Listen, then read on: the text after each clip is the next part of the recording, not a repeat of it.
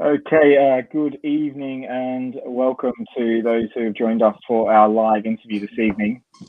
Our first interview in the lead up to a focus for our high performance program on athlete well-being and mental health. And I'm delighted to be joined by four of our Opens England representatives. And I've got Bronte Sykes, I've got Dom Tripp, I've got Clark Hobson and Emily Clews with us this evening. We've got quite a few questions lined up for them. Of course, any good interview will require some questions from those viewing as well. So feel free to utilize the chat there on YouTube, and we'll come to some questions at the end also. So Bronte, Dom, Clark, Em, thanks for joining me this evening. Thanks. No worries. Thank you, Benny. Cheers. Yeah, and thanks for inviting me, even though I was a little bit last minute. So thanks. Late editions always fine, Clarky. Cool. So we'll kick off because we're going to try and get this done in an hour. But you know, given the questions that are here, I'm sure there's going to be some fantastic answers. So just a little bit about yourselves to start with. Could you tell me a little bit about how you got involved in touch and how your careers in the sport have progressed to date? Yeah, I'll kick off. So I was fortunate enough to grow up in Singapore, and the only way I can describe touch in Singapore is that it genuinely does feel like a way of life. And I know that sounds dramatic, but what I mean is everyone has some sort of relation to touch. If you're not playing, you're coaching, reffing, or watching, or you know someone who is so closely related to it. So growing up in that sort of environment was amazing. I first moved out there when I was 7, 8 years old, and I went to watch my brother play on local Sunday league, and I saw some girls playing, and they didn't have tags hanging out of their shorts like I was used to seeing over here, you know, tag. And so, oh, what's that? Dad obviously shoved me along, and next minute I just fell in love with the sport, like I'm sure all of us have done. And I went along to my new school, realised I started playing at school, which was such a novelty to me because over here, you know, you've got your netball, hockey, depending on what school you went to, I don't want to come across too posh here, but lacrosse, you know, tennis, they're the classic girls' sports. Whereas over there, no hockey, none of that sort of thing. It was literally netball and touch, and the majority of girls opted for touch. So yeah, I started playing for my school, trained a couple of times a week, and then we had loads of inter-school tournaments and leagues. So weekly we would have inter-school leagues, and because the island is so small, you know, it takes half an hour, 45-minute max to get across the island. You could go to the other side to play a game of touch, and you'd be back home in time for dinner, with dinner on the table. That was just kind of a regular Tuesday evening. So yeah, it was amazing growing up out there and, you know, ended up playing 5-6 times a week and having, you know, access to Australia, for example. We were so fortunate enough to go to the Queensland All Schools tournament and as a school, and, you know, tour to Bangkok and all around Southeast Asia. It was just the most incredible introduction to touch. So yeah, I definitely grew such a love for it there. And then I came over here and was very lucky to have some connections from Singapore. Crow, for example, who had already started in the England Touch program, and she, you know, got me along, and here I am now. I started playing in the under-18s back in 2015 when I moved back home, and then now playing with the Women's Open. So yeah, it's a bit of my background. Fantastic, thanks, Bronte. Em, over to you. Yeah, I mean, a bit of a different story for me. So I started playing touch in 2013, and I picked up the sport at university.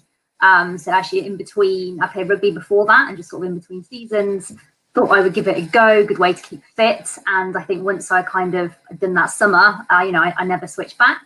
I did a year with Nottingham Touch in their kind of CTS and NTS. Clarky, you actually coached me very, very early on. Yeah, I remember. Yeah. In that career. Do you remember? Oh, good, thank God. Not so embarrassed myself. So yeah, sort of did that year, end of year at Loughborough, up in Nottingham, and then I actually made it to the England training squad for the 2014-2015 World Cup through an Opens trial. So I got cut from my first nationals team. But, you know, didn't want to let a dream die, and you know, I tried out to the Open trial and was lucky enough to be kind of selected into the training squad for the Women's Open. back then, and yeah, haven't looked back since. Awesome, thanks, Dan. Dom, over to you. Sounds so similar to Em. I started in 2013, really in kind of the touch scene. But before that, I guess myself and Will Seracold, who's also part of the Men's Open, we were at school together, and we were lucky enough to have a teacher to kind of guide us through, introduce us to touch. Originally as a kind of summer sport skills development for rugby union.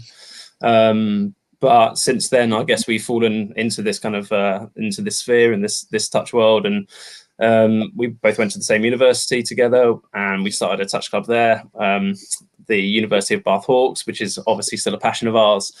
I guess through my university degree, I was lucky enough to go to Australia on a placement year, and I was exposed to some different coaches out there. Lucky enough to be coached by a couple of the Aussie Opens coaches, which really helped me develop personally and change how I thought about the game. And since then, came back to England and just tried to do as much as I can to kind of stay in the mix, really. Currently play for London Scorpions, and looking forward to when touch comes back, when Boris lets us play again. Great, thanks, Dom. And Clarky. Thanks, Ben. It's interesting hearing and listening to everybody else talk about when they got into touch. And again, I think this is probably going to be a common theme in the interview. It's just to kind of, again, my age and how old I am. So I got into touch in 2007, actually. So again, way back when. And I think it was where England Touch had just sent a number of teams off to Stellenbosch playing the World Cup in South Africa. And then after that, there was the Home Nations tournament. And so Bronte's experience sounds absolutely amazing in Singapore, with all the kind of infrastructure around it and kind of all those different levels. And I think at the time England Touch was developing that infrastructure, and what we had was, whilst there were local leagues, and again, we had very much a burgeoning NTS competition. There was really a less defined pathway in relation to getting into that England squad. And I know that at the time that they were holding kind of open trials and open representations, and I was encouraged to go down to one of them. And fortunately, I think it was Mike Abramovitz saw something in me. I'm not sure what. Don't really know what now, still, to be honest, but. And so I was invited to come along and train with the England men's squad in 2007, and then since then kind of played a little bit of mix, which I'm probably going to talk about a little bit later on, and then came back to men's. So that's all of it, really. Fantastic, thanks, guys. And look, you've all been quite modest there with the intros to kind of where you're at in your careers, and some of the achievements you've had so far have been remarkable. So I'm sure we'll tease some of those out as we go through this evening. So the next really is just to kind of highlight some of the changes that you guys have seen, playing in the various levels within England Touch. We'll pull that apart right from sort of club level through to international representation. But Bronte, do you want to kick us off? Yeah, of course. So at club level, so I play for London Scorpions alongside Dom. And I guess the main change that I have noticed and seen over the past few years is just the number of opportunities available for us to play more elite level touch. So in the last few years, there has just been a great focus on providing opportunities for us to play at a higher level, because I think we've all recognised that is what we need to be doing in order to compete at a higher level against the likes of Australia, for example. We need to be playing at a higher level more often.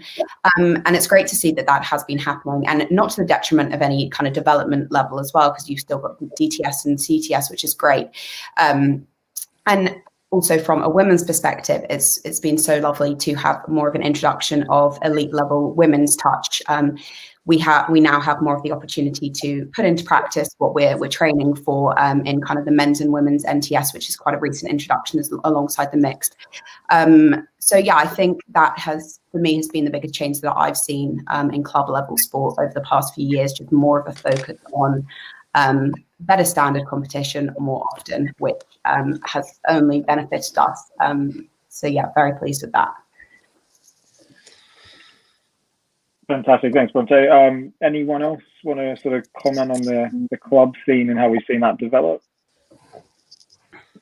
No, I've nothing to add there. I think, yeah, as Bronte said, the kind of the introduction of the men's and women's comp back in 2017, 2018, I think it's kind of, especially for the women's game, it's brought us leaps and bounds in terms of our development. Brill. Dom, over to you. Give us a bit of insight into sort of what you've seen develop across the regional structures that we have here in England. Yeah, so I think it's really starting to align quite nicely to what Bronte was saying about the development of the club game and the opportunity to play more competitive touch, as that's quite a big differentiating factor, I guess, between us and some of the other top nations. And I guess we're trying to drive that up, and we've definitely seen that at the regional sort of standard. I guess even as simple as to think about the first ever sort of trial I went to from a regional sort of standpoint. And it was in a local park, and it was a tent, and it was turn up and write your name down, and here's a number, and off you go. Whereas now, I guess it's a lot more aligned to kind of your club season, and the regional coaches have now got a better understanding of the playing pool that they have. So I guess the whole process is just a bit more clean and tidy, I guess, to get from a club point into a regional point. And then the standard of the actual regional tournament itself, I think, has really gone on leaps and bounds. It's streamed. There's quality referees there. There's quality coaches now sort of coming through at all levels. And it just creates a really good competition for us to try and put our skills against the test against the other best players in the country, which is, I guess, what we need to be doing more often. That's great, Dom. Thank you. Em, do you want to give us a bit of insight into sort of what you've seen develop through the high performance program? Yeah, absolutely. I think sort of the biggest changes I've seen in my time within the high performance program is this move to sort of make it a bit more, I guess, sort of professionalized. So moving away from kind of training as your team to training as One England, you know, sort of big weekend camps rather than kind of individual sessions spread out across the country. Also the kind of provision of, I guess, tools, kind of like the wellbeing weekend we've got coming up. You know, the tools available to help athletes. So, you know, the S&C support we have, the nutrition support, things like that. Things that are kind of just really invaluable. Especially, I play a bit of tag rugby as well, which is also an amateur sport. And when you kind of go from that to this, you really kind of you shouldn't take for granted, I guess, the kind of the level of support Team in Touch gives you. Another thing to mention as well is, you know, sort of the introduction of kind of Pete Ball and that kind of Aussie influence in our kind of coaching and structure. I think that's helped accelerate our position in Europe as a country. Great, thanks. And over to grandfather Clarkey here. And he can take us into a completely different decade in terms of the changes he's seen. Well, no, I think, yeah. So I think Dom has really actually summarised it nicely. I was just, you know, looking at the points down here, but clean and tidy in terms of those pathways is really, it's just a really neat way to summarise it. For me, the big things that kind of stand out are the development of the NTS in terms of how that is, you know, that's become a good focus for an important level of club competition, in particular mixed competition. And I know that, like I was saying, this kind of, in answer to my first question, there's very much now a defined pathway and infrastructure. You've got your local leagues, DTS, CTS, NTS in terms of club, and then that elite representation pathway as well is really well defined. It's really neat in terms of that, the kind of regionals, nationals, and then going into your England squads. And it just complements everything that everybody else has said. So I suppose there's a lot more of a coherent approach to developing players in England touch than has existed previously, or has definitely been built upon in that respect. So yeah. Great, thanks, Clarky, and thanks also. Moving on, and we're going to have a nice focus here on high performance and your England representation. I mean, currently, Bronte and Em both representing the England Women's Open team, and Dom and Clarky the Men's Open team. And for many years, both of these squads have been on phenomenal runs in Europe, which is fantastic. And in particular, Women's Open, unprecedented at the moment in terms of undefeated games and European Championships. So for Men's Open, you guys need to go back to 2012 for the last time there was a loss at a European Championships. And Women's Open back to 2013 in terms of a game in Europe, which was the home nations, but you need to go well into the 2000s to find a defeat at a European Championship level. So my first question really, and we'll stretch this out, there's three coming. My first question is sort of going into major tournaments in Europe at the moment. What's it like off the back of these long runs? Going in with, undefeated sheets behind you. What's it like going into major tournaments at the moment within Europe for you? I mean, I think there's an element of confidence, I think, in terms of sort of going into a European Championship from my perspective. I don't necessarily think that's the run we've had. It's linked to what we just talked about in the last question in terms of the preparation. It's sort of confidence knowing that we've done the work. So I think, I mean, personally, I don't like to think about the long runs. There's like extra pressure where we don't need it. But I'm maybe confidence is the wrong words, but I think, you know, by the time I think we get to tournament time, you know, we're well prepped, we know the game plan, we're on drill, and we're kind of there to do one thing. So yeah, certain amounts of confidence comes from that. Yeah, I think it's a funny feeling going into a tournament knowing that you are the team to beat and you are the one that everyone wants to knock off this pedestal. But I think it is quite empowering knowing slightly that you may sort of have the upper hand mentally when a team's walking onto the field. They may be scared to come against you. I don't know.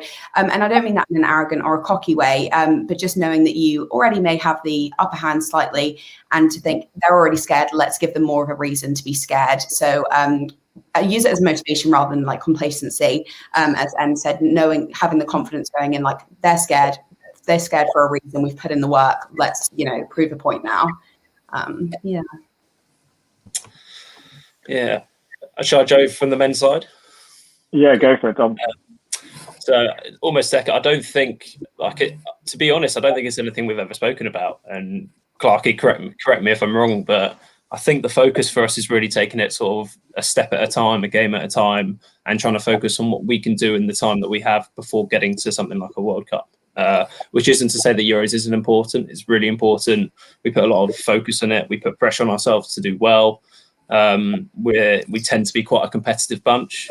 We all like to win, and that's kind of in our preparation at every game by game and at every comp that we go to. So if that's Euros, if it's a World Cup, if it's a home, whatever it is, we really just focus on the task at hand, to be honest. And again, back us up or challenge us here, Clarky. But I think over the last few years, the squad's changed quite a bit, so that legacy piece isn't there.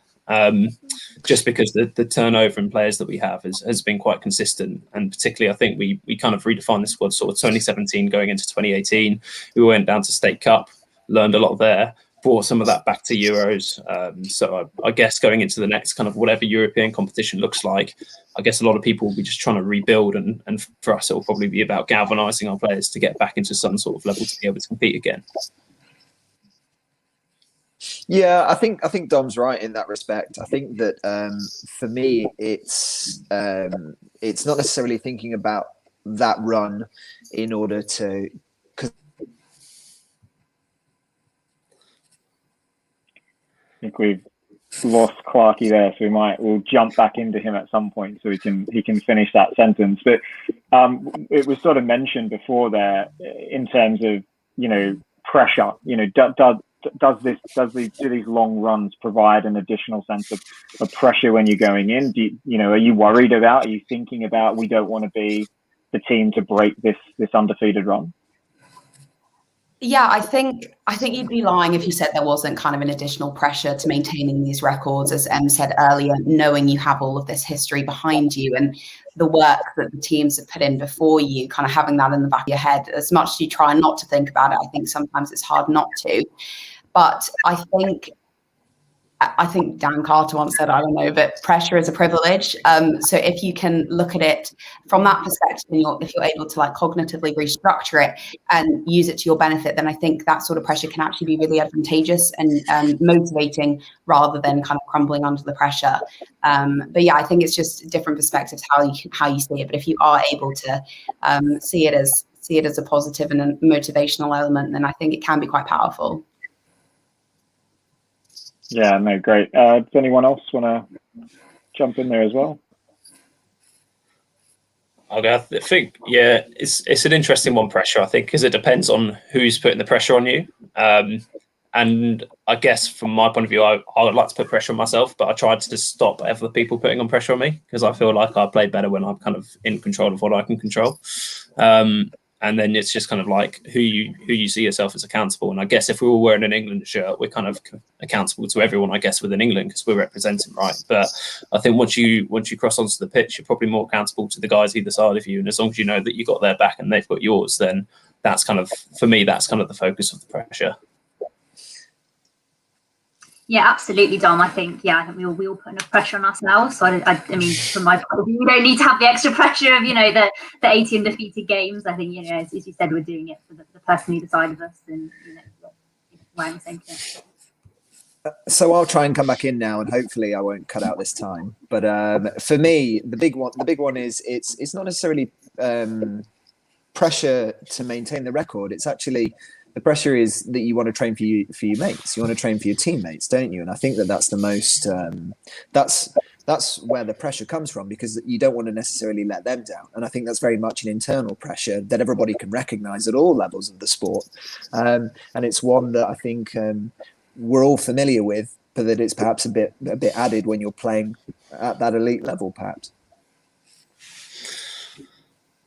Yeah, guys, really, really interesting. So we'll move it on slightly here, and just so we've talked about the Euros a lot, and home nations. Whilst 2013 was the last instalment of that, we've a lot of European championships in there, and then every 4 years we circle back around for a World Cup. So how does the run in Europe, how does the sort of victories that you guys are churning out on a European stage, how does that sort of influence and impact you when you get to a Touch World Cup and you're coming up against different countries, different styles of play. It's a bigger stage. So how does that impact you once you've turned up there? Yeah, I think. Go on. No, you go. Over to you, mate. I'll go on mute. I was just going to say, I think it's really quite different in terms of. Yeah, I'm not sure it's helpful bringing that European record into a World Cup, just because there are so many nations that we only see every 4 years. And in between that time, you don't know how they're developing. You don't know what they're doing. You just have to sort of go into a World Cup with confidence in, I guess, your team and your game plan, and that, you've built the skills over the kind of previous 4 years to compete well and hopefully kind of better yourself. It is very, I think for me, I find it quite tricky to kind of bring in that European experience to the global game, because there's a ton of ways you can play this game, and we're all very different. Yeah, I think it's, for me, I think, sorry for barging in there, I think it's definitely, I completely agree with you. We're going to be coming across countries that we don't play regularly, which we do have the luxury of, because in Europe, I guess we're so close to so many other nations.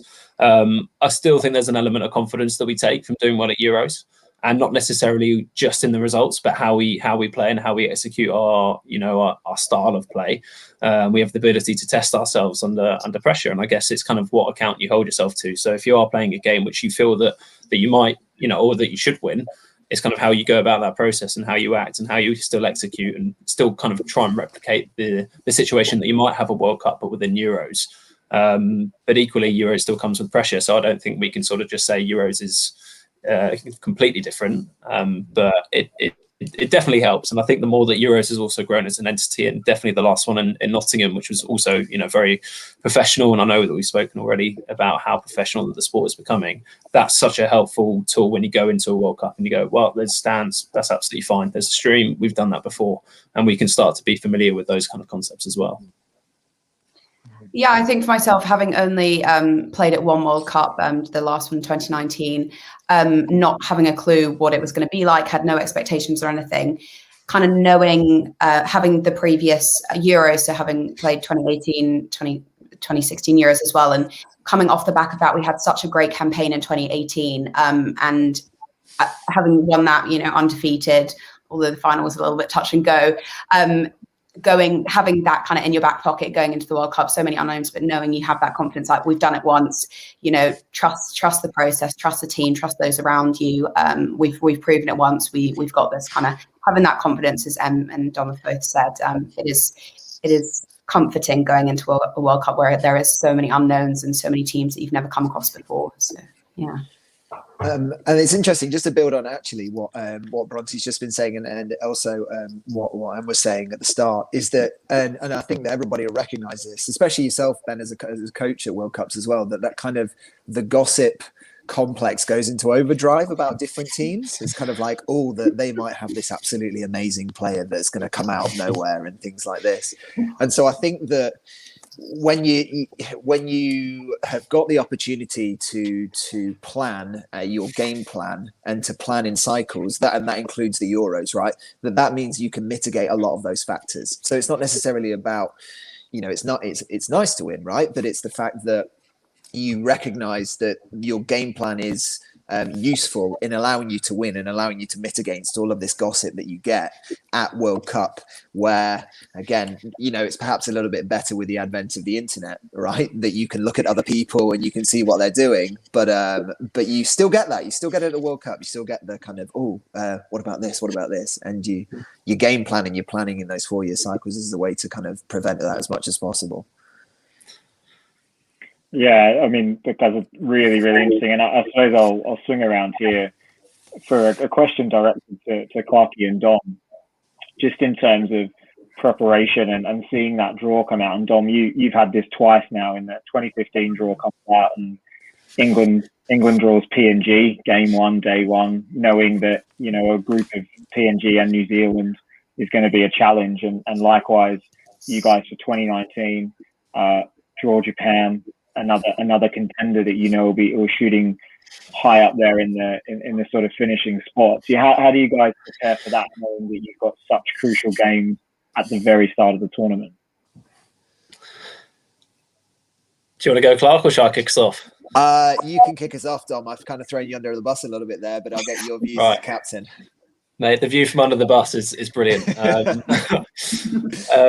So I guess having had the pleasure of being at both 2015 and 2019 and playing in both those games, I think we approached them very differently. In 2015, I felt that the team were probably in the best place physically that we'd been up to that point, and that gave us a sense of confidence that we really thought that we were going in to get the job done, and probably omitted some of the preparation in terms of game plan and what we were going to come up against. And then I guess how we reacted to the loss at that game, which pretty much ended our tournament, is something that I think that a lot of us who were around there would have learned a lot from. Fast forward 4 years to 2019, draw comes out, Japan, pretty much what we expected to be our biggest rivals. If we lose this World Cup's pretty much over from game 1. It's such an interesting way of how you approach it, right? Because we did a lot of analysis on Japan, and we had the pleasure of playing them twice at New South Wales State Cup the 2 years before, and we'd lost in both of those games. But I guess having had that, you always learn more from your losses than you do your wins, right? And we lost twice, learned a lot, pulled it around, really thought we had a game plan that could have knocked them off, to the point that we're up 2-1 against them in a really wet game in Malaysia. Minutes to go, they put it back to a 2-2 draw. And I think the difference between the 4 years was just the amount of attention to detail and the preparation that we went to for specific countries.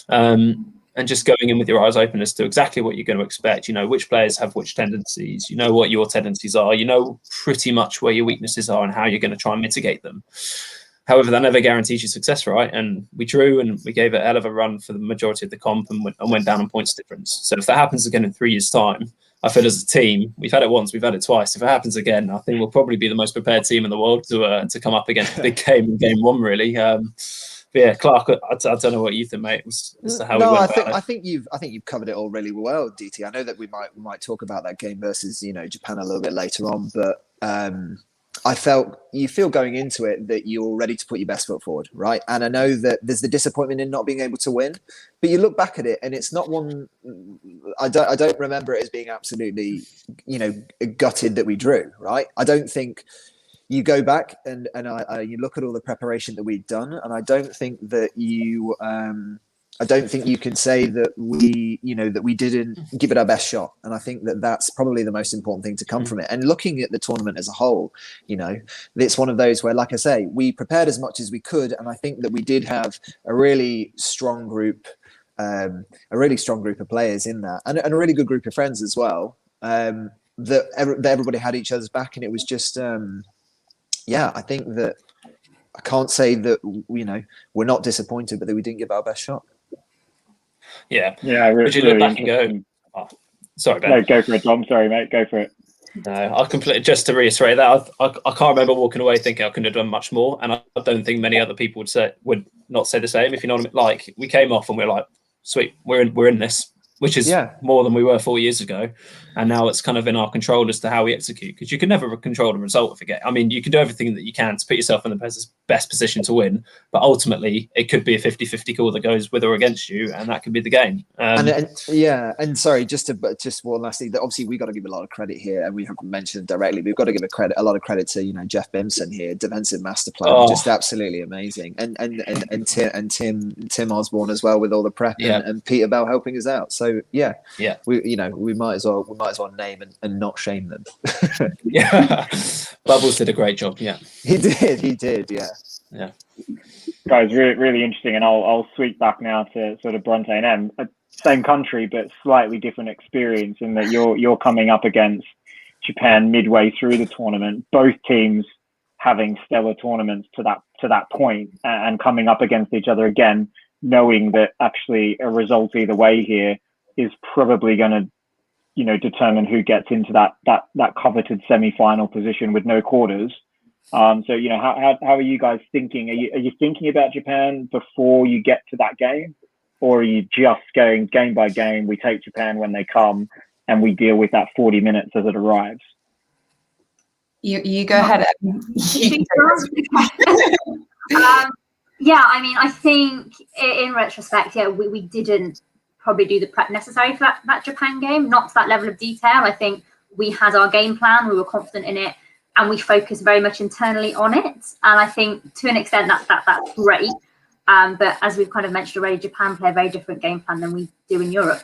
And I think a lot of the girls individually went away and we did our analysis, and we kind of knew who the players were to look out for, the moves we might, come up against. But actually, not doing that as a team, you're still all on a different page, really. And I mean, I think my memories of the game, it's slightly painful. I know we might talk about high points and low points later on, but we were in it in our second quarter. We were within one, but it never felt like that as a player. It always felt like a bit out of reach, and I think that's just probably come from just being underprepared in that kind of strategic. I mean, I think physically and skill wise we were up there with them. I think maybe it was just the tactical side. They knew how to kind of break us down. Yeah, and I think just going on from that, I think that was potentially the main difference between the men's and women's team at the last campaign. Whilst the men learned from their previous mistakes and then focused on that attention to detail, we as a women's team, potentially because we hadn't had the 2 State Cup experiences that they had, we hadn't quite learned that just yet. And I think it was just a case of being unprepared on the day. Credit to Japan, they had a great game. They were by far the best team on the day. I do not look back at that game with very fond memories. But I think as Em said, it was just a case of being unprepared. Whilst we individually did the work, it needed to be put in a lot earlier as a team so we could all learn it together. And I think then one of my main memories of the game throughout the whole tournament, we'd been really, this is our game plan. This is what we're going to do. This is what we're going to run, trust in the process. Whereas that game, it was so frazzled and frantic because we were like, oh my God, this isn't working. We need to change now. And that we were running moves we'd never run throughout the whole campaign. And it was just, it's not fun to watch back on that one. I think we all just, the pressure definitely got to us. Going back to what we were just talking about, pressure, it definitely got to us. And unfortunately, we did crumble under the pressure. But as Dom said earlier, you learn a lot more from your losses than you do your wins.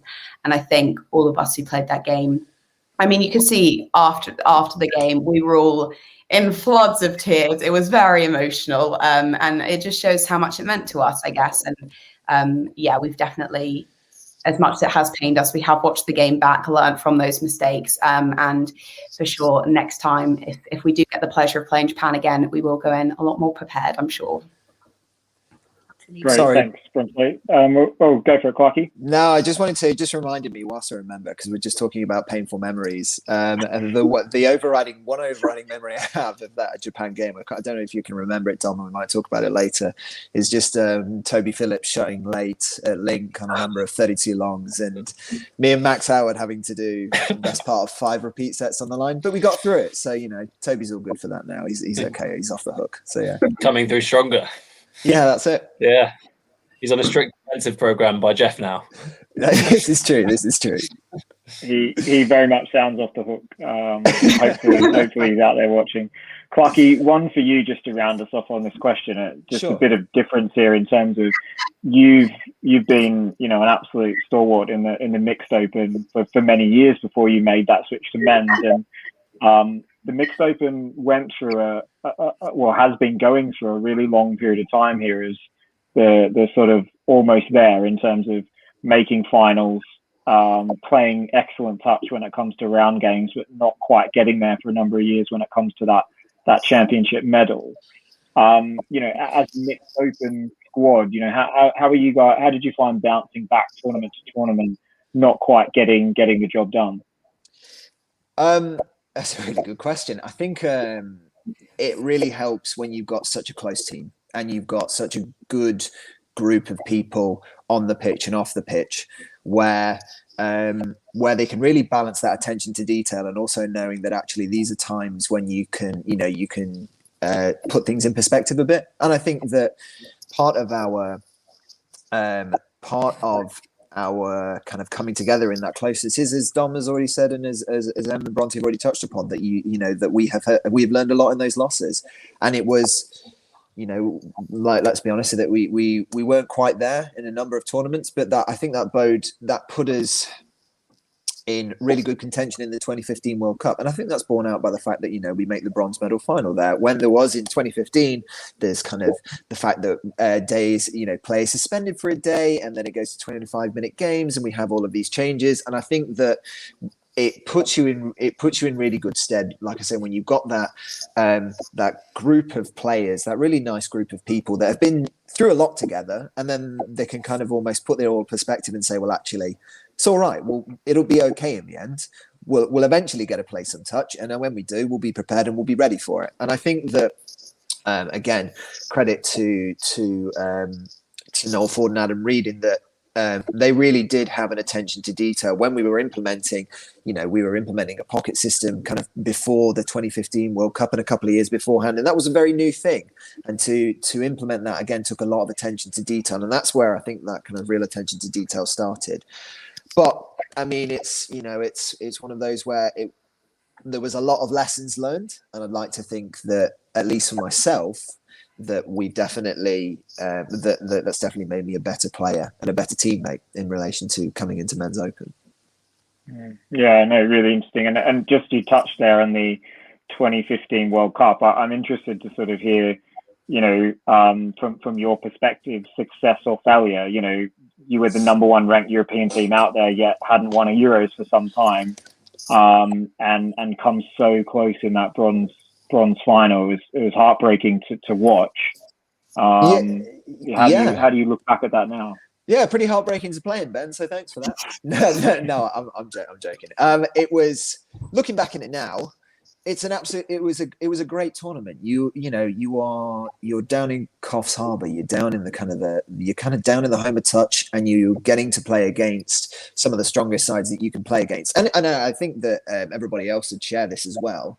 That whenever Touch World Cup the year comes round, training just amps up a little bit. You start to do a little bit more because of the fact that everybody knows you go to Touch World Cup, and that buzz builds. So, looking back on it, I think that we played some absolutely fantastic games. But if we look back at the final, if we're being honest with ourselves, were PNG the better team? Probably. But then, having said that, we scored a number of touchdowns in that game, and it's just one of those where you look at it and you go, it looks like it's a bit of a shootout, and it's not fun at the time to lose and be on the losing end of that. But when you look back and you've had a good old ding dong, as it were, then it's fun. It's fun in that respect. Great, thanks, guys, and appreciate the sort of teasing out of those questions. Really good to hear from you all on that stuff. So we're just moving on now, and a little bit of I say recent. We're in 2021, and we haven't played international touch since then. But if you could just share with us a little bit about your experiences at the Touch World Cup in 2019 in Malaysia. Again, unique in itself in terms of going to that part of the world, and the weather played a huge factor, and lots of different types of preparation had to go into that. But yeah, if you guys could just share a little bit about your experiences in Malaysia.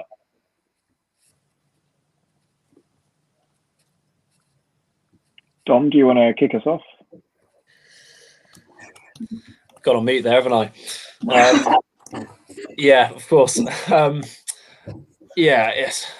What an experience. I really don't know how far to go back to start, really, because I guess even through the last Euros campaign and the year before, we definitely had an eye on it. And exactly as Clark said, training ramped up. And everyone in the squad put in an effort like none they've probably done before. And you do it because they're your best mates, right?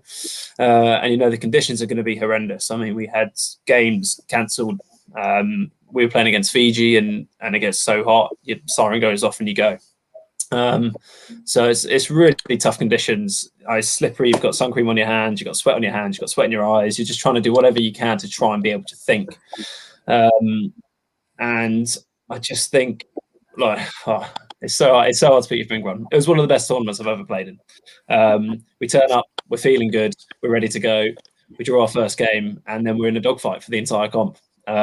We win a lot of games by one, where we're trying to put pressure on ourselves to rack up some scores, because we're basically a points different shootout against Japan if we're assuming that we're winning. Although sometimes that wasn't assumed, and we're down at half time against some teams, we have to claw back from behind to try and get up by one, which we were successful with. And I think that shows a real sort of good attitude from the boys, that we put in a shift when we really needed to.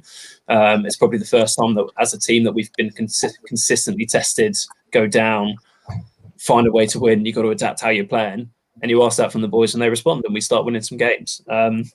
Ultimately not by enough to make a semi, but I think the experience that we'd have got from that is just going to be so valuable moving forward for the lads that are going to still be a part of that squad. That's great, Dom. Em, do you want to share some of your kind of reflections and experiences? Yeah, sure. I mean, I think so. Similar to Dom, obviously, my lucky enough to go to 2015 and 2019 World Cup, and I can only help but compare the two. So obviously 2015, sort of first season, very green. Didn't know the game, didn't know what I knew going into it now. So definitely kind of a level of more sort of pressure going into 2019, just knowing what to expect. As Dom alluded to, obviously the temperature was unlike nothing I think anyone could really prepare for living in sort of the Northern Hemisphere. It was bizarre. It was really tough, and I think it took a certain amount of resilience from all players, every team out there, to kind of battle through those conditions, because it was hard work. And I mean my kind of overall experiences of the tournament, I think the Women's Open, I think we had a good run. I think I'm probably still a bit tainted by that Japan game. I know personally I walked away just thinking we could have done, I could have done a bit more. So Dom, as you said earlier, could I have done any more there? I definitely walked away thinking I had more in the tank, and and I wanted to come back for another World Cup. That was my kind of leaving thought. I'm not done yet. So I know Bronte, if you would add on to that at all. Yeah, I think my experiences are quite similar to Em's, although the only difference being that was my first World Cup. So obviously had that novelty, that excitement, because I grew up in that part of the world. I was so excited. That's where I played my first tournament, actually, in Malaysia. So it was like going home. It was quite nice. Completely, as Em and Dom said, the weather was like, I mean, although I grew up in Singapore, I was struggling. We were, taking tops off, putting them in ice bins when you sub off, and then putting them straight back on, dripping wet. It was like nothing I'd ever experienced. And I think, as Em said, I left feeling like we had a lot more to give. I think we had one game that really sticks to mind is our South Africa game. I think we really played quite out of our skins in that one, and great win against them. But I think the rest of the tournament, although we did play great, I think we did have a lot more to give. And although so proud to have come fifth, there is still a little bit of me that's like, oh, if only. But 4 years will come around real quick, and hopefully get another shot at it. But yeah, all in all, great experience, great memories. That Japan game definitely tainted it slightly, but as you say, learn more from the losses and the wins. So yeah, and I mean, I have fond memories of being in the medical tent in Clark. Was unfortunately not doing so well, but glad to see he came out the other side of it. I think the heat really hit a lot of people hard, Clark being one, but Clark was not feeling good. I was not feeling good, Tom. But that's what happens when you do somebody's defending, isn't it? But we'll move on from that. No, I'm joking. No. For me, the biggest thing and best thing about it is that it's exciting, right? Like the experience of the World Cup is that you don't get to play these teams as regularly as you'd like to do, and when you do get to play them, it's kind of like this is why we do it. This is why we play elite sport. We want to test ourselves against the best, and we want to come into these important games where we are prepared as best we can, and we feel like we're prepared as best we can. We've trained as hard as we can. We want to test ourselves. That's why we do this. You know what I mean? That's part of why we do this. We want to do it with our mates that we've trained for and trained with for 6 months plus, right? And so there's that bit. And I think I'd say that's generally in relation to World Cup. And the other thing is as well is that it's nice because you spend the best part of 10 days, 2 weeks with these great group of friends and great players that you've trained so hard and you put so much effort in for. And it's hard to replicate that, because and I think that I'd like, I'm speaking for myself here, but I imagine that we've all experienced it at some point. You get back after the World Cup and you think, oh, well, that's it. It's kind of over, right?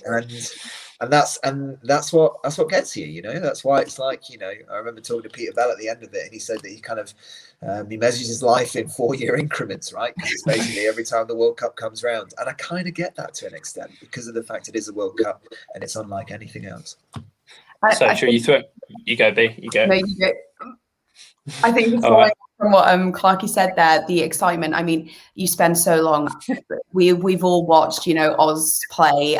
We watched the state cups and everything, and then to be playing against these players that you've looked up to for so long, and you've kind of analysed their play, and then suddenly you're standing on a pitch opposite them, and it's kind of like, oh wow, it's quite a surreal feeling. And the 40 minutes flies by, and then afterwards you're like, oh, I just played Australia. That was pretty cool. But I think when you're there at the time, it doesn't really cross your mind, and then you kind of get back, and as Clark said, it kind of hits you like, oh wow, that went quick, and then you have time to reflect on the really cool things you've just done. Like you've just played the best players in the world, and it's a very cool experience.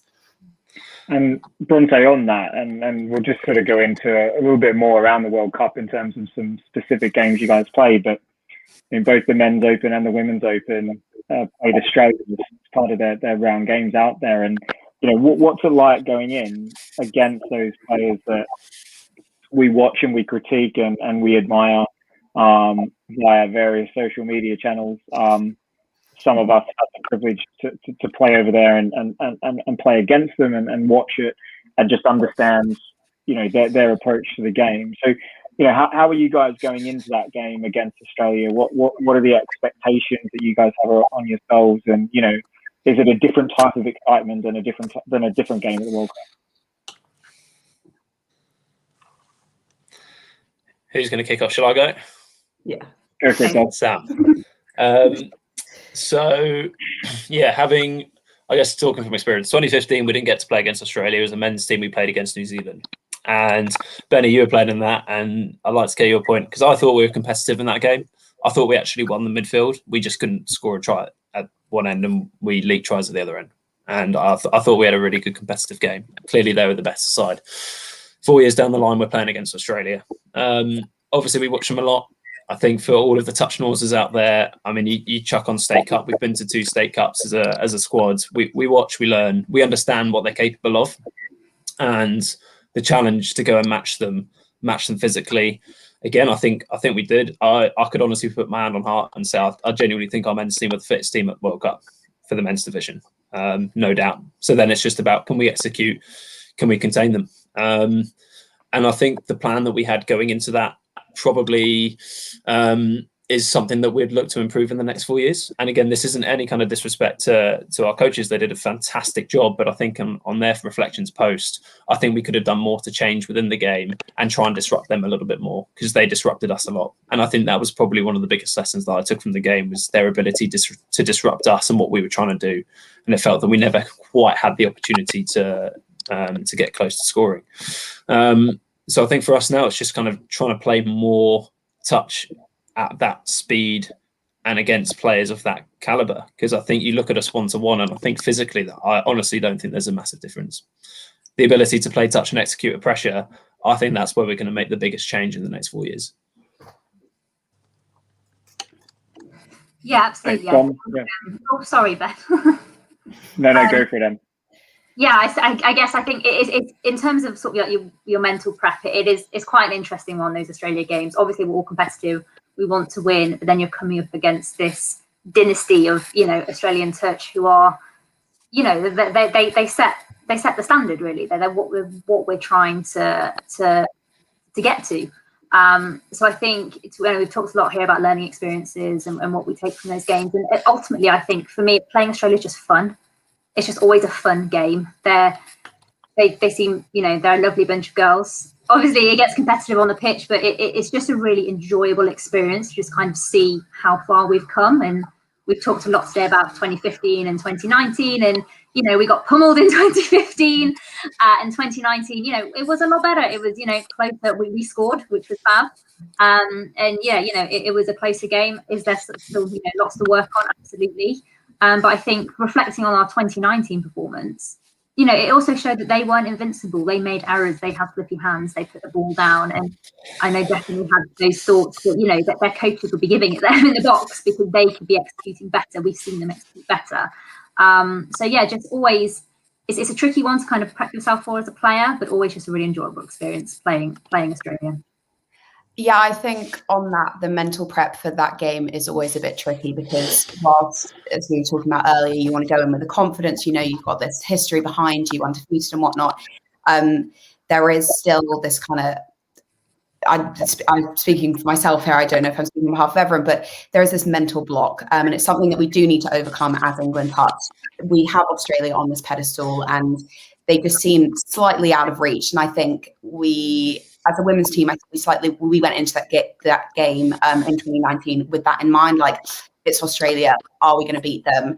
And rather than, trust the process, like we're a bloody good team, back ourselves a little bit. And I think we could have benefited more from going into it more open-minded rather than, it's Australia, let's give it a good shot, but we're probably not going to get it. And I think that's something that I know, working with yourself, Ben, we've been working on this year. Let's not settle at, we want to make a third, fourth playoff. Why not aim for gold? We should be going for gold until we physically cannot go for gold anymore, until we are no longer able to make that gold medal match. So I think if we could do it again, hopefully in 4 years' time, I think I would go into that game in a different space mentally, thinking, it's Australia. That makes absolutely no difference. Let's give it our best shot like we will every other game. It's interesting what everybody's saying, excuse me, in that, we're talking about us playing Australia, but my sense of it, having played them, having played them both at mixed and men's, over a number of World Cups, is that they play with a distinct lack of pressure, right? And that actually that they're quite a free team and that they're quite confident in what they do. And I feel like it's a very hard balance to strike. And, I know that I think that we're getting, I do think that we are getting closer in terms of, on the one hand, if you say that you want to compete with Australia, automatically you invite that pressure on yourself and it's how to deal with that. But then on the other hand, if you then say, okay, well, we'll just give it our best shot, then there's a question of actually whether there's a slightly defeatist attitude in that. And that's such a hard balance to strike in trying to get both of those things right. And I think that we're definitely getting better at it, but I know that there are still elements, and I think you can be honest in saying this, in that we did play, for example, in the men's 2019, that we did play the shirt for quite a large portion of that game, and that's reflected in the scoreline in that. And once you do start doing that, that's hard to change in game as well.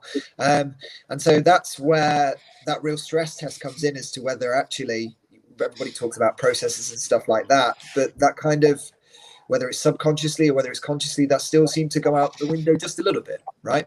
And I think that's the real stress test, isn't it, of your kind of process-based approach, right? As to whether, when you are playing those best teams, that you bend but you don't break. But we're getting better at it, and I think the only way that you keep improving is by trying to get exposure to those high-level playing opportunities, like Dom has spoken about, right? And be that at State Cup, be that playing Japan, be that playing South Africa, be that playing Australia. So, yeah. All right, it's really interesting, guys. So just one last one on the World Cup. And we sort of talk about going in and that objective of, getting a medal at a World Cup, being on that podium at the end of the tournament. And both teams find themselves in a similar position at that 5th, 6th playoff. So, how do you get yourselves back up to say, okay, we're playing off 5th, 6th. We were so close to being in those semi-finals. How do we get ourselves back up to that 5th, 6th playoff? I think for myself, I was like, this is the last game I'm going to be playing of the World Cup. I want to go out with a bang. I want to, I felt like we still had a lot more in the tank, a lot more to prove. And so I was like, this is literally our final opportunity for another 4 years. We may as well give it our best shot. And I think that was what really, it was very hard to come back from the loss against Japan. And to, we had PNG in the final, in the 6th playoff, not the final. We knew we had PNG coming up, and we knew it wasn't going to be an easy game by any means. But I think the way myself and I know speaking to a couple of my teammates at the time, we just saw it as, this is literally our last shot to prove ourselves. We've got so much left to go to prove, leave it all out there and just have fun with it. These opportunities, as we said, they only come around every 4 years. You're playing with your best mates on the other side of the world. You may as well have a bit of fun with it. So I think that's kind of how I mentally turned it around, from a pretty hard loss and many tears to, let's go out with a bang, go out with a smile, give it our all, really. Yeah, it's getting up for a 5th, 6th. I think for me is you can come at it from several different angles. On one hand, you can look at it and you go, right, we've got late night beer club with the boys in a few hours. We can just throw everything that we need here. On the other hand, you look at it and you look at the blokes around you, and you've got someone like Vaughan running up and down the wing, before the game's even started, and you just go, well, no matter what happens, this is the last game with the boys for a long time, as B said. And I think when you think of it like that, it's so easy to get up for it, because you go, it doesn't matter who's against you. I've got the bloke to the left and the bloke to the right of me, and I've got his back, and they're thinking the same thing. And once you think like that, I think it's quite easy just to go, right, it doesn't matter who's coming at us. We're not going down in this game. So, yeah, I don't know. I found it strangely easy, I'd say. Yeah, no, I agree. Oh, sorry, Ben.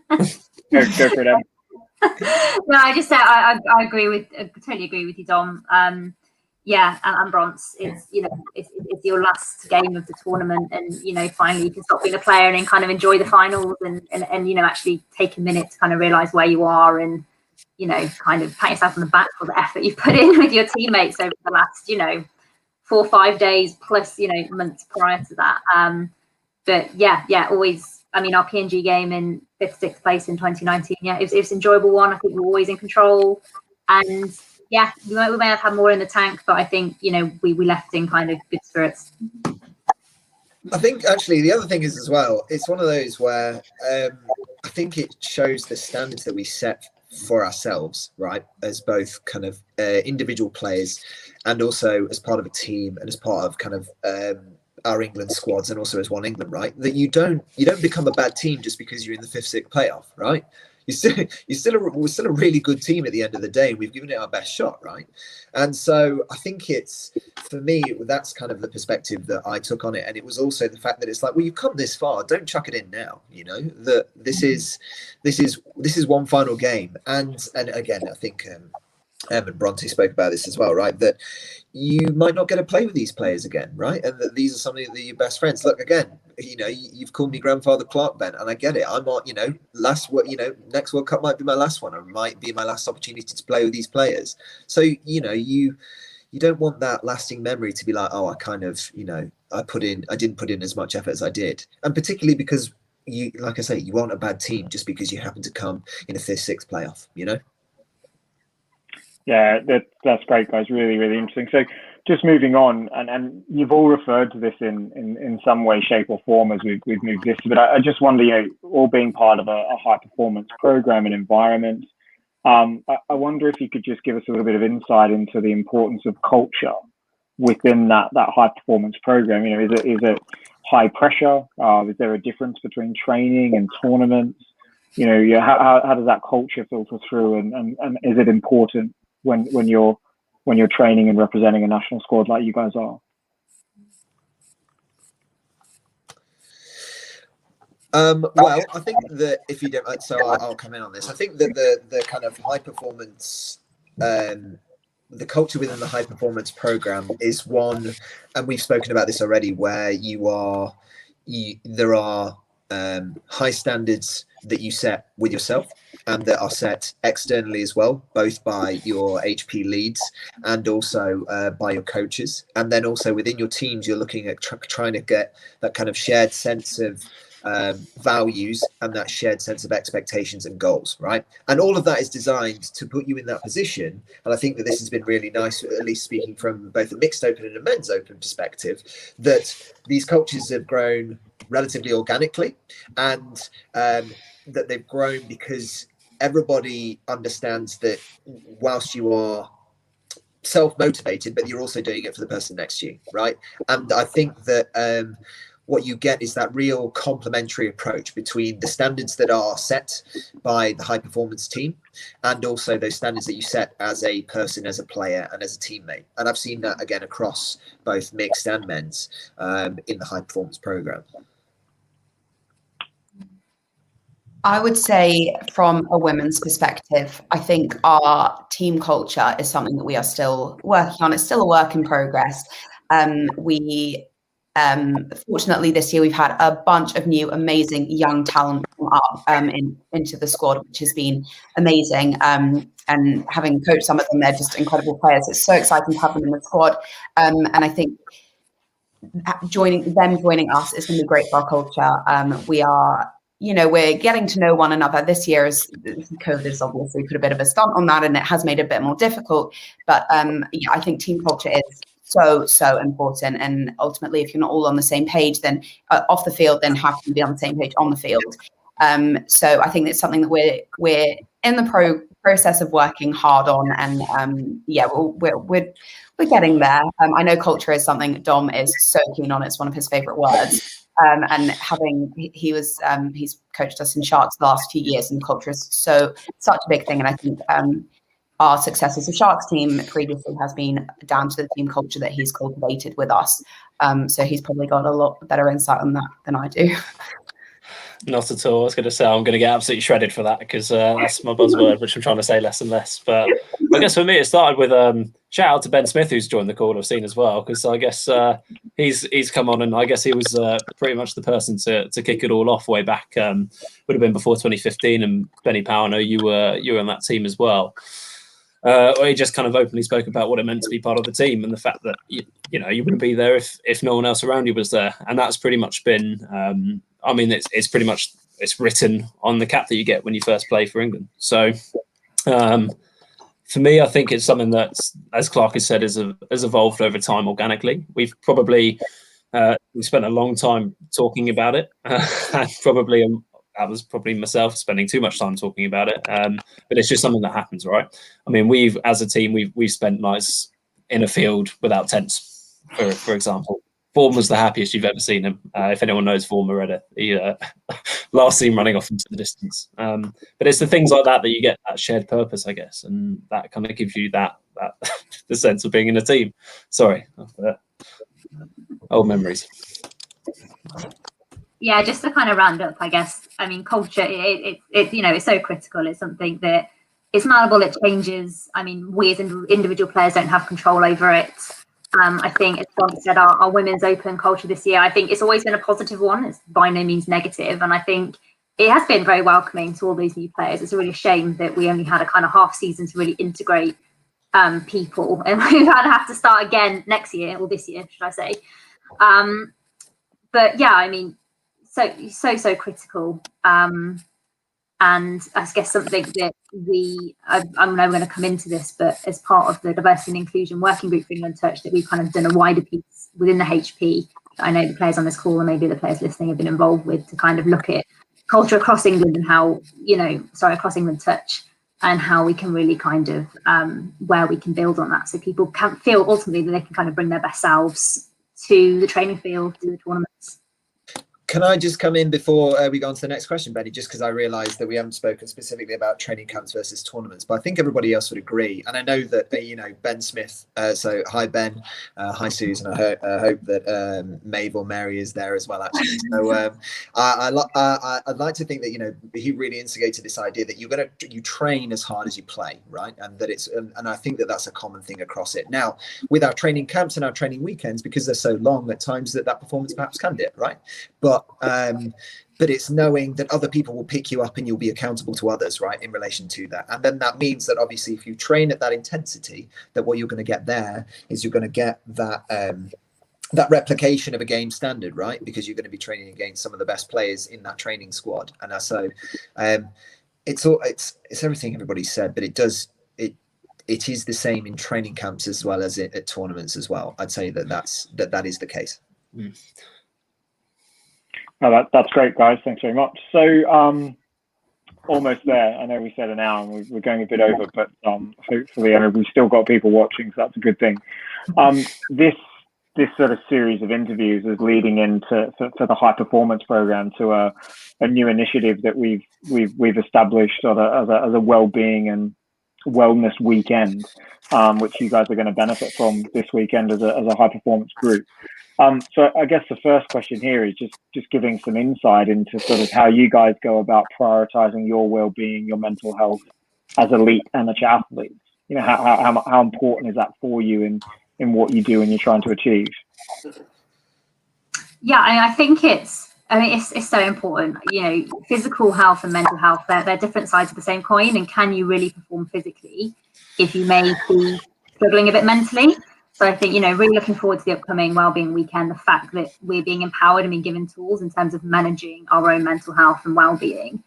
And I think that's just where the conversation's got to go. We really have to normalize this within England Touch, and it's absolutely fine to show up and have a bad day at a training camp. I've done it many times before, and I've had many teammates, come up and put their arm around me and say, you're not quite yourself today, here if you need me, but if not, that's fine.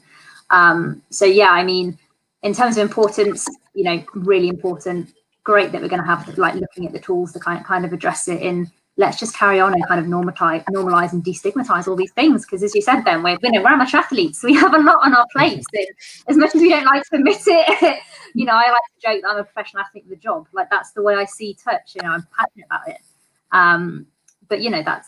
But they're different things, I guess, weighing on our minds in time. And it's good to, I think, just accept that and be a bit self-compassionate and nicer to ourselves about it. Absolutely. I couldn't agree more, Clews. I find it tricky because it's such an emotive topic, and I feel particularly given the last year, everyone has probably experienced this at some point. Some for the first time, some not for the first time. But I feel that it's taken a step, for me at least, a positive step in being able to talk a little bit more openly about when you're not feeling fantastic and what you can do to try and make yourself feel not even fantastic when you're not feeling good and you're having a bad day, which has happened. And being able to know that the people around you, and particularly within your teams or within our community, that people understand, they want the best for you, they're happy to listen and help, and to put yourself in the best position to perform on the field. I guess it's so important to be in a position off the field that you can focus on training, because ultimately, if you get to a point where you're not, if you're not 100% off the field, that surely is a priority. And your training, is almost your second priority. And if you feel a bit more stable, and then that will help you to be able to train better. I think I've had countless times where I've not been in the best place, and you go out for a training session, you don't get what you want out of it, and it makes you feel worse. And it's kind of knowing that there's people around you to be able to go, you know what, when that happens, it's not the end of the world. One bad training session doesn't determine your campaign. One bad training session doesn't make you a bad trainer. But knowing that there are people around you to help pick you up. And as Clark said, there's always going to be people to pick you up when you're feeling low. And I think particularly given the last year, that's become a bit more prevalent, and knowing that people are happy to talk and support you, which has been so helpful to know.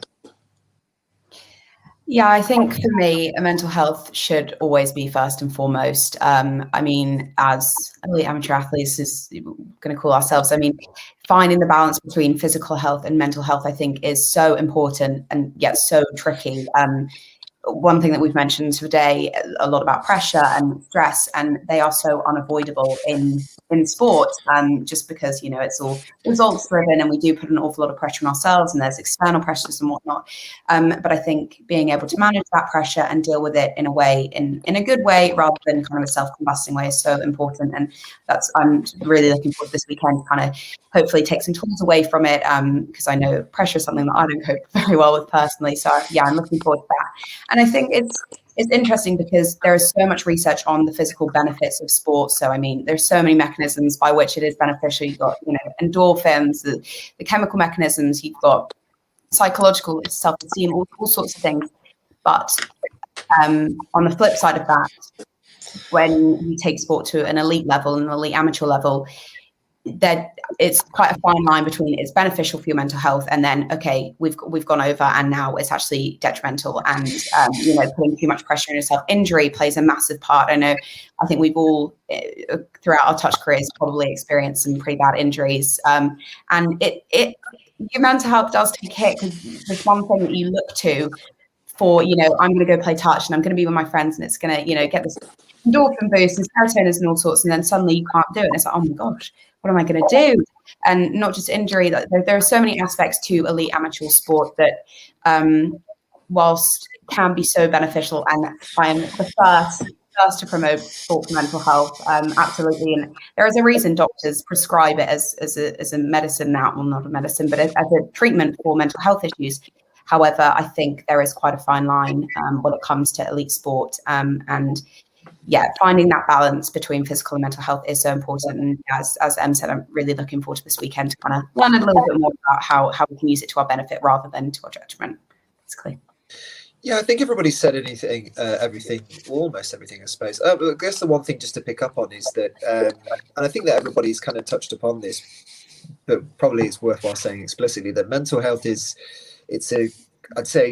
I'm speaking from my perspective, it's an intensely personal thing, in the sense that it's very much, no one else is inside your head. It's only you that's inside your head, right? And it's and that you are the person that has to live with the kind of your mental well-being and your thoughts in relation to it. And so you then have to figure out what works for you, because it might be the case, for example, that often, you know, those thoughts don't always go away as easily as they would like if they're negative, right? Or being able to cope with certain anxieties and certain pressures and certain stresses, because often we can think about sometimes come with mental health is that we want to see touch as a release, don't we? Okay, but then obviously if we do know, when we spoke about, it's also an added source of pressure, right?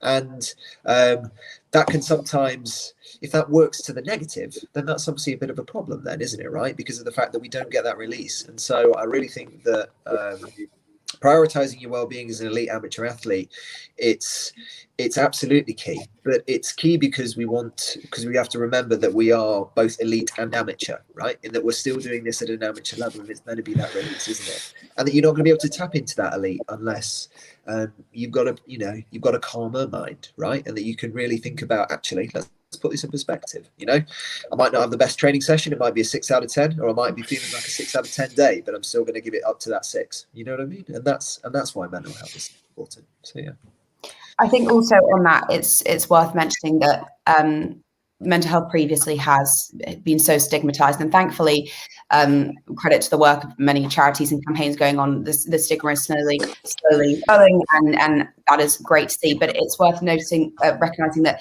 mental health is a spectrum. Every one of us has mental health. Not every one of us has mental health issues or illnesses, but it is a spectrum. Some days you're going to have good days, some days you're going to have bad days. And as Clark said, recognizing that and recognizing I'm having a bad day, you know, the most I can probably give in this session is 6, and that is fine, and that is more than enough. If that's all you're willing to do and capable of doing today, you know, you've shown up and you've given it your best shot. But everyone has mental health, be it good or bad, and yeah, it's not kind of it's nothing to be shamed. It's not shameful or embarrassing or anything. We've all got it. And it's just finding ways that, as Clark said, work for us, because it is very personal and different for everyone. That's absolutely brilliant. And thanks for taking, I mean, it was mentioned there as well that it's a personal thing. And I feel like you guys have given some really good insight into the challenges and your approach, but also just to really highlight the importance of it. So important. So thank you for giving insight to that, but also just tackling that so honestly. So last kind of question we're coming into before we take some questions, and we'll try and rattle through these quite quickly. But I'm looking for a high point and a low point of your touch careers to date. Start where you want. We'll go for both at the same time. But yeah, high point and low point. And I'm gonna start with Bronte because she looks the most nervous. So what have you got for us? Off the top of my head, so many highs, but I think one notable one was my first Euros 2016 in Jersey. The team we had, it was just, I've never laughed so much. I was only young at the time, but it was just the most incredible atmosphere. It was my first experience of Opens, and just everything about the tournament was incredible, from, winning, playing at a level and a standard I never played before, winning, and then the after party afterwards. I mean, I couldn't stop the tournament. It was amazing. It was so much fun, and getting to build those friendships and relationships with people who I was just getting to know. It was so lovely. Low point. I just spoke about injury. I had a pretty bad injury, Permits 2017 in Edinburgh. I don't know who's watching this, but if anyone remembers, I got the nickname Donut. I had a pretty dodgy knee and ended up having the only way I can describe it is a tennis ball size. I don't even know what it was, bloody thing on my knee. And so thankfully, credit to the medical team, they made me a donut to go around my fat bruise. And I had to play with that. So that was a pretty low point. I ended up having surgery following that comp. So I was in an awful lot of pain. But, played through it and ended up coming away with the win. So it was a great tournament in the end, but I just remember there's just an incredible amount of pain. So that was probably a low point for me. That's great. Thanks. Dom, we'll move on to you. I'll start with a low point, finish on a high. I think for me, there's a few to choose from. But I think there's one which really stands out, which is kind of like a bit of a turning point, I guess, for the team as well as for myself. And I think it was 2017. We'd gone down to State Cup for the first time. It was a relatively late decision to go. We only had a short or a few weekends to prepare to go play at State Cup. We had about, I think by the last game, 8 or 9 of our team were not functional physically, to put it nicely. Dom, you had a kebab leg, didn't you? I did. I'd cut off circulation below the knee in order to be able to run, and was close to overdosing on codeine fairly regularly. As also was Will Sericold, who'd snapped his ankle off and was still managing to run. Toby Phillips had also couldn't run, managed to get an intercept and go half the pitch, which is a miracle in itself. But the team was in a rough way. And we had a decision to make, were we going to play Japan or not? And for me, it was, of course, we're coming all the way here. We're going to go play against Japan. We really thought we had a shot. And we kind of got it handed to us for the first time internationally. And we're in the changing room afterwards. It was mid 30 degrees. Everyone's broken. Everyone's taken whatever they needed to get through the game. And we found out that basically the kind of core, the rock of our team, Benny Smith, was having to go back home for family reasons. And I just kind of really sunk in that, that was pretty much a low point for us, I think, individually and as a team. Although that's helped kind of spark and been some inspiration to get back out and train since then. So I guess trying to turn it into a positive. High point, there's been so many. Touch World Cup 2019 as a campaign, unbelievable. Great group to be around. First cap, I think, is always something that's going to stick with me. I still didn't really know what was happening, but just running on the pitch for the first time was pretty special. And also probably 2016 in Jersey probably is a number one, only because I felt for the first time I could make an impact, which might sound stupid, but I felt before that I was trying to not be negative for the team. I was trying to kind of be net average and not leak too many tries. And I felt that 2016 was probably the first time that I felt like I was starting to contribute in a positive way. So I think I remember that campaign fondly. That's great. Thanks, Dom. Em? Okay, I'll follow Dom's structure, starting with the low and finishing on the high. So low point, I think we've already discussed it. That 2019 Japan game, just leaving the pitch, knowing that you could have given more, that you feel the team could have given more. That Japan, we've talked about Australia. That was our Australia game for that tournament. That was like the test, the barometer of what we needed to kind of better ourselves to. And on the day, we weren't the team that we needed to be. So it's a pretty bitter pill to swallow. You can probably tell I'm still might be a bit bitter still. But hey ho, or motivation and going forward and all. High point was 2018 State Cup for me, traveling with the girls for our first New South Wales State Cup. Just a fantastic experience all round, staying in Manly, having those training games with the Manly girls and the West as well, and going into the tournament. And we played our hearts out every single game. We won 2 and lost 8. But the losses, I was ecstatic with the losses because we played so well, and it was just such a fun tournament, and I really hope we can get to go back again, because I couldn't recommend it highly enough. So I suppose I've got to end it. Oh, crikey, I've got to end it, haven't I? Oh, this is no good, is it? I was thinking about this. So we'll go low and high. So the low point, and I know might be a bit of recency bias in here, but I think that if you look at it in terms of a sustained period of time, I know that Bronte and Dom have all spoken about particular points at which they, that they felt a loss and everything like that. But the pandemic hasn't exactly been good in terms of being able to play touch, right? And people I know, like I was saying, that we're in elite amateur sport, but you play touch because you want those interactions with your friends. And so having that sustained time away, it's definitely been a struggle, right? It's something to look forward to, isn't it, when you have a touch weekend? And we haven't had all that much to look forward to, but hopefully we're going to be able to start playing touch when it's safe to do so. In terms of a high point, going slightly different. So just something that, when you take a look around and you have a bit of a laugh and you're like, what is going on here? How has this actually worked? And there's that sense when we played the Capital Cup 10th anniversary. So with BBR, we were playing outside Berlin's Olympiastadion, right? And we're playing against a Galaxy Worldwide team, and we have a 13-all game. And we lose in a drop-off, which is a shame. I mean, we were robbed, but that's all right. And just that sense of being out in Berlin, playing outside the Olympic Stadium with your mates, and being like, oh, actually, we're in this final where we're going to play against this Galaxy touring team. We've almost beaten them, and it was just, especially because of the fact that you've got such good friends in that BBR side, right? Such long friends, that I look back on that, and that's pretty decent. So I think that I'll take that as a high point. That's great, guys, and again, some really personal experiences there, definitely. So thanks for sharing. Look, we've got a couple of questions here. Benny Smith's there in England squad for Queensland State Cup. So if you can get those borders open, we'll come for a double weekend, Queensland State Cup and All Nations. Sign us up. But if you can jar those borders open for us, we'll be down there. We've got another one here, which is from Rob Budd, and it's what's everyone looking forward to at their first big tournament back. And I think it's quite an apt question given Clarkie's low point there, but I wonder if anyone's got anything that springs to mind straight away. I can, Bronte, you go.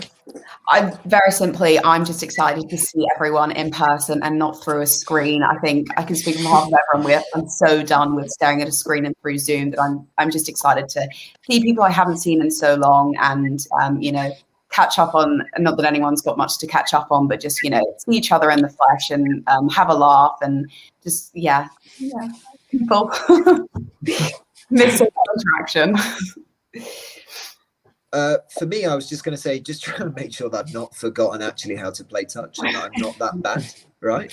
And I think it's one of those ones for me as well, that you can do as much as you can do as much as possible to stay ready, but you don't know what it's going to be like until you've played that tournament. So I think it's getting that sense of just that familiarity back. I think is what I would say is what I'm looking forward to, as well as like Bronte says, seeing everybody in person. Because no doubt it's going to be an exhausting weekend catching up with everybody and playing as well. So surviving, I suppose, is the other one. Is it too unjust to say that I'm really looking forward to the McDonald's on the way home after I I feel like I can warrant it after a day playing touch, but not at the moment. Yeah, I guess just to follow up on that, I think I'm just looking forward to, as the others have kind of already mentioned, just running around, cutting loose, like having that sense of challenge, like feeling a bit exhausted. I've not felt a bit exhausted for a while. I like that. And obviously seeing all my teammates in opposition, because as everyone said, we're one big community. So yeah, getting back to what feels like normal, most definitely. Don't fancy any nuggets then. We've got another question here, which I think is great. I don't know whether you guys have seen it and have some time to have had some time to think about it. What animal, from Maddie Watt here, what animal best represents your playing style? Where to begin? Kick us off? I mean, Dom, for you it'd be a Labrador, so that's fine. Easy. Just I'll keep running around and eating. In response to Matty Watt specifically, I suppose that mine would be a frog, if only because the frog carries a scorpion on its back, like I did with Matty Watt in the game, and the defense, and then the scorpion still stings him, right? And that's what happened, when I had to go to the medical tent afterwards. So I'll go with the frog carrying the scorpion on his back. Good answer. Thanks. I honestly have no idea. Something quite flappy, I think. A hawk. Oh yeah, probably a bird, probably a hawk. Just a good measure of the hawks. I had to get that one in somewhere. I know Dom got his hawks mentioned in earlier, so I'll get mine in now. Probably a hawk. Bit fluffy in attack, but yeah. Gets the job done. What about you, Em? I would say maybe a bit biased. Like I don't know, like a Duracell bunny, just always going maybe in the wrong direction, maybe the right direction. Guys, that's great. Thanks for your good humour with that one. And then a last one, again, another familiar name for you, but this is great. And obviously we'll keep this as clean as possible. But favourite off-field moment that you're legally allowed to talk about? I mean, I'm sure there's nothing illegal that anyone's ever done, but favourite off-field moment. Touch is a game where we socialise and travel as much as we're on the field, don't we? So anything come to mind straight away? For me, again, so responding to Jordan, it's just those times when you have that sense of perspective, right? So I know that Jordan, when he's in Touch World Cup 2019, kept talking about how good is this, and I know that's because it's that taking a moment to reflect and recognise that actually that things can be a lot worse. So to me, it's all those little moments, right? That you take a step back and you get that sense of perspective, like I've spoken about with BBR, in the Olympiastadion, and talking about BBR, it might be the fact that you win your 4th NTS and you're like, right, we're still doing this even though we're really old, and so that's really great as well, doing it with your friends. So yeah, those little moments.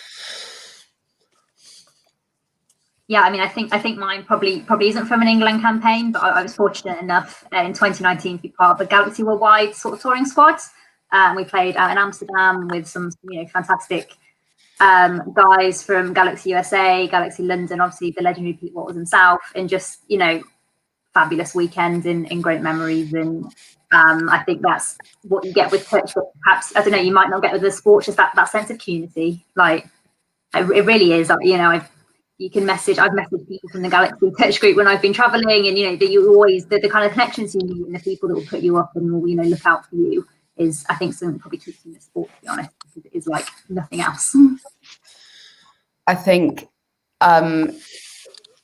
after parties of tournaments are always a good one, because you can finally let your hair down after training so hard for something. And I don't know, before World Cup, for example, I know a lot of us did an alcohol ban. I didn't drink for 4 months, and then just, as soon as the last game's done, it's like, oh, thank God, finally.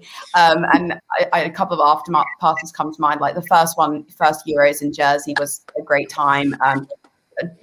Couldn't tell you what happened, but I just remember laughing so much. And State Cup as well in Australia, ended up on the beach, just really, really nice, happy memories, very fond memories.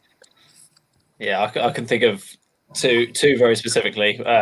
One is being at, well, we call it Late Night Beer Club on the beach in Port Macquarie, looking at the stars, just having a beer with your mates, just sinking it all in. I think also knowing that we just had a few months ahead of us to prep for the World Cup.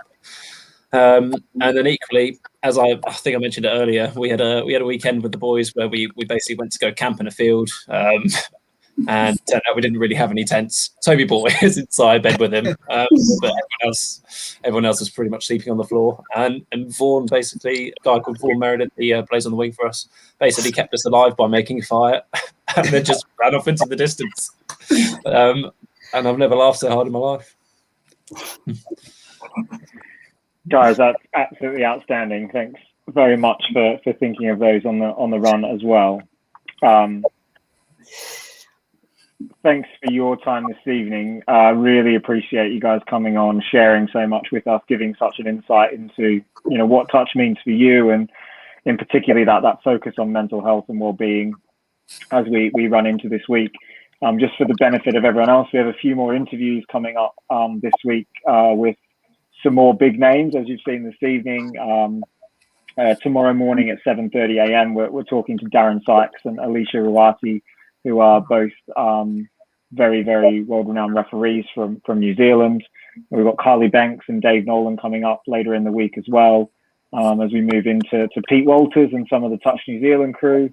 And then we finish the week off of interviews with Peter Bell, who a lot of us over here know very well, and Emily and Dylan Hennessy as well. So take a look on the England Touch YouTube account. The links will pop up there. And hopefully we'll see many more of you in those interviews to come. But thanks again, Bronte, Dom, Clark, and Em. You've been absolutely fantastic. Have a good evening, and we'll see you all very soon. Thank you for organising, Ben. Cheers. Yeah, thanks, Ben. Thank you, Ben. Ben. Thank you all. Bye, everybody. Bye. Bye.